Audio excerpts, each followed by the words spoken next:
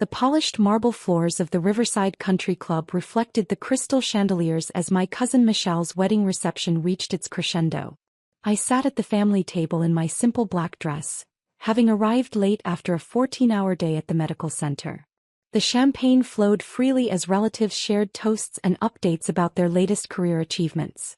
"So Rebecca," my Aunt Caroline announced loudly enough for half the reception to hear, "still working at that hospital?" Her voice carried the particular tone she reserved for discussing what she considered my poor life choices. I looked up from my barely touched dinner. "Yes, at Riverside Medical Center." "Such a shame," she continued, adjusting her Cartier watch for maximum visibility. "All that education and you're stuck working for someone else in a hospital job." My cousin David, Caroline's son and a successful real estate developer, nodded in agreement. Rebecca's always been too comfortable with steady employment instead of building something for herself. I continued eating quietly, accustomed to being the family disappointment at these gatherings. "The problem with hospital jobs," Aunt Caroline proclaimed to our table of 12, "is that they're for people without real ambition. You trade hours for a paycheck, follow orders from administrators, never build any real wealth." Michelle's new mother-in-law looked interested. "What exactly do you do at the hospital, Rebecca?" Before I could answer, Aunt Caroline jumped in. "Hospital work. Patient care, medical records, whatever they have her doing. The point is, she's an employee, not an entrepreneur." "Still," the mother-in-law said kindly, "healthcare is important work." "Important, yes," Caroline agreed condescendingly, "but not profitable. Rebecca will never own anything, never build generational wealth. She'll work until she's 65 and retire on a modest pension." David leaned forward conspiratorially. "I've been trying to convince Rebecca to get her real estate license. Healthcare doesn't build assets like property development does."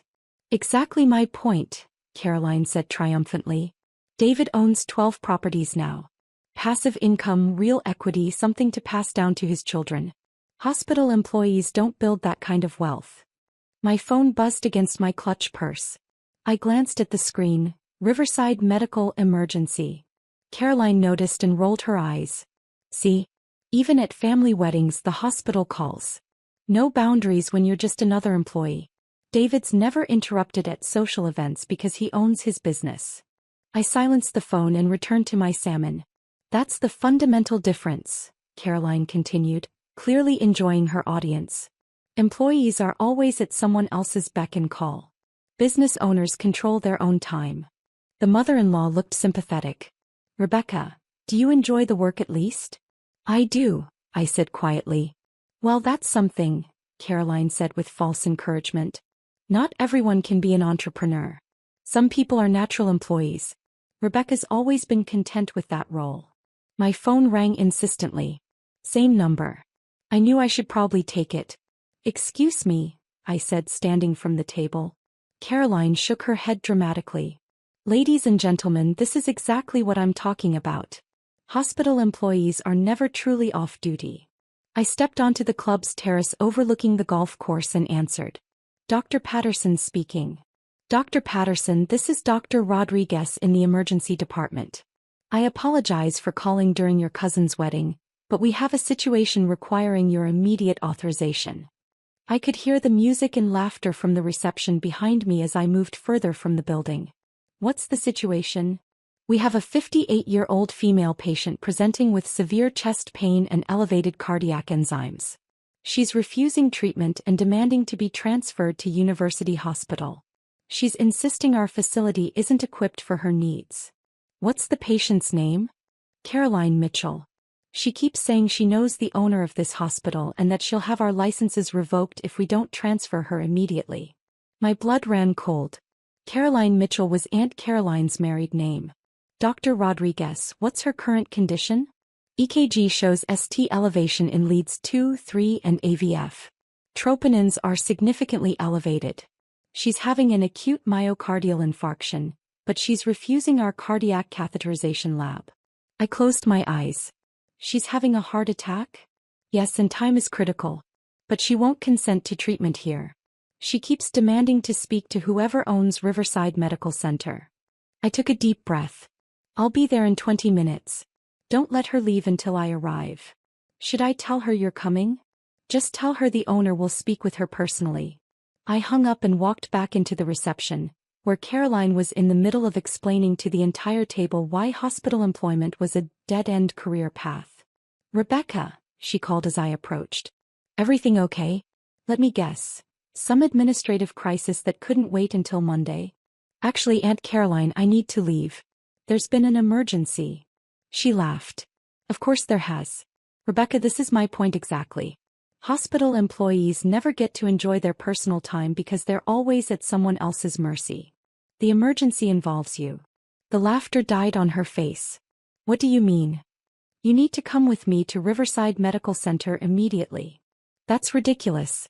I feel fine. David looked concerned. Mom, what's Rebecca talking about? I have no idea. Rebecca, I'm not going anywhere. This is Michelle's wedding reception.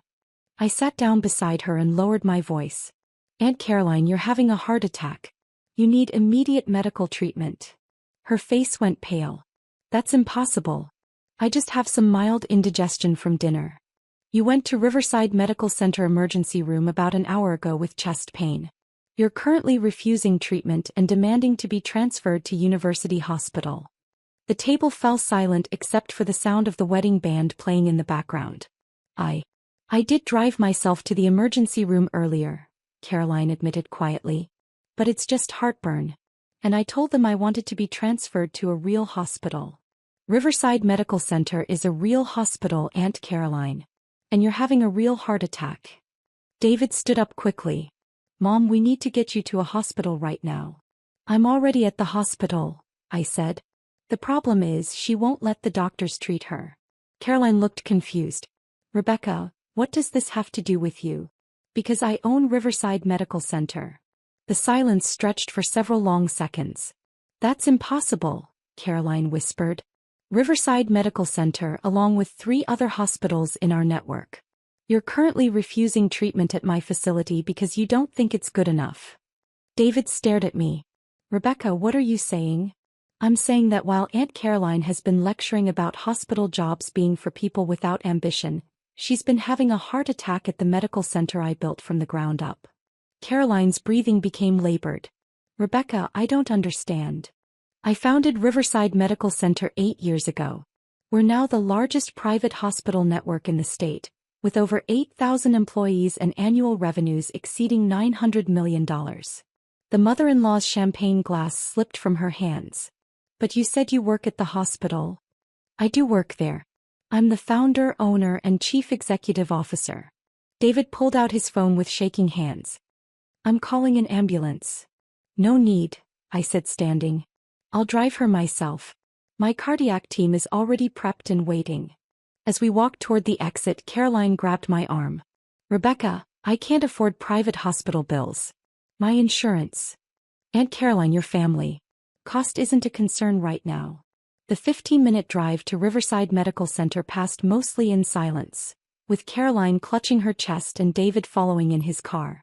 When we arrived, the trauma team was waiting with a gurney. Dr. Rodriguez met us at the entrance. Dr. Patterson, thank you for coming. The patient's condition has worsened since we spoke. Caroline's eyes widened as she was transferred to the gurney. Dr. Patterson? Rebecca, why is he calling you Dr. Patterson? Because that's my name and title. Dr. Rebecca Patterson, owner and CEO of Riverside Medical Center. As we rushed through the emergency department, Caroline stared in amazement at the state-of-the-art facility around her. Rebecca, she gasped between labored breaths, this place is incredible.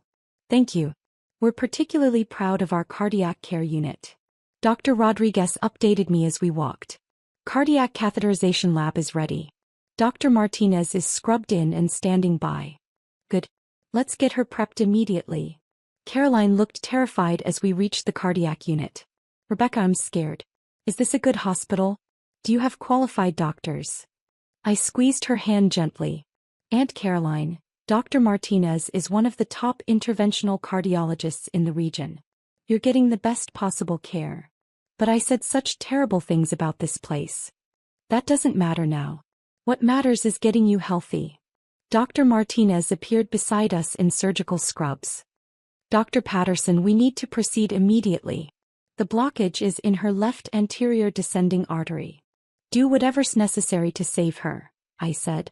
2 hours later, I found David and the rest of the family who had arrived from the wedding in the cardiac waiting area. They all looked up anxiously as I approached. The procedure was successful, I announced. Dr. Martinez was able to open the blocked artery and place 2 stents. Caroline should make a complete recovery. The family erupted in relief and gratitude. David hugged me tightly. Rebecca, thank you for saving her life. And I'm so sorry for the things we said about your career. You don't need to apologize, David. Yes, I do. While I've been flipping houses, you've been building a medical empire and saving lives. Michelle, still in her wedding dress, looked stunned. Rebecca, I had no idea you owned hospitals. 4 hospitals now, actually. We just acquired Westside General last month. David shook his head in amazement. All this time we thought you were just working for someone else. I was working for someone else initially. But I saw opportunities to improve healthcare delivery and started my own medical group. Dr. Martinez joined our conversation. Dr. Patterson, your aunt is awake and asking for you. I followed him to Caroline's room in the cardiac care unit. She looked small and fragile connected to the various monitors, but her color was much better. Rebecca, she said weakly as I entered, I owe you an apology. The biggest apology of my life. Aunt Caroline, you don't need to. Yes, I do.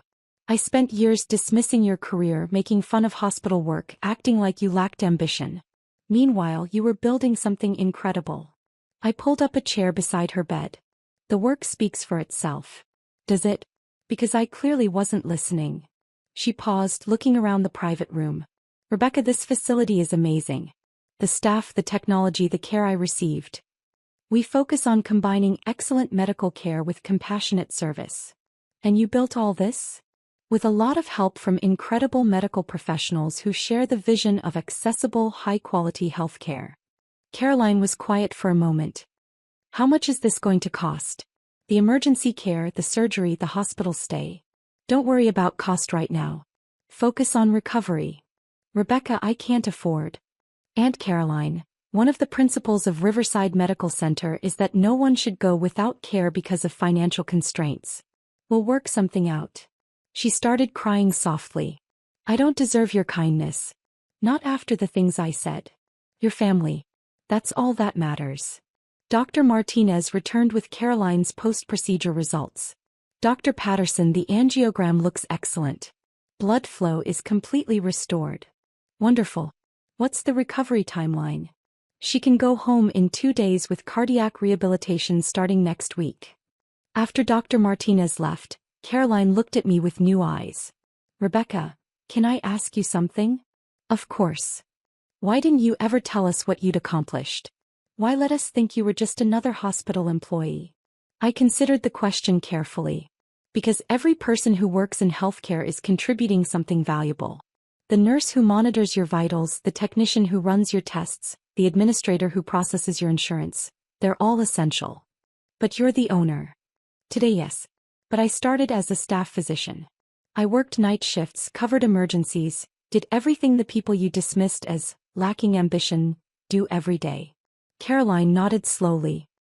I understand now. Do you? Because when you're discharged, I'll go back to seeing patients, reviewing cases, working alongside the same hospital employees you thought were beneath entrepreneurial success. And I'll never think of healthcare workers the same way again. As I left Caroline's room, I thought about her earlier proclamation that hospital jobs are for people without real ambition.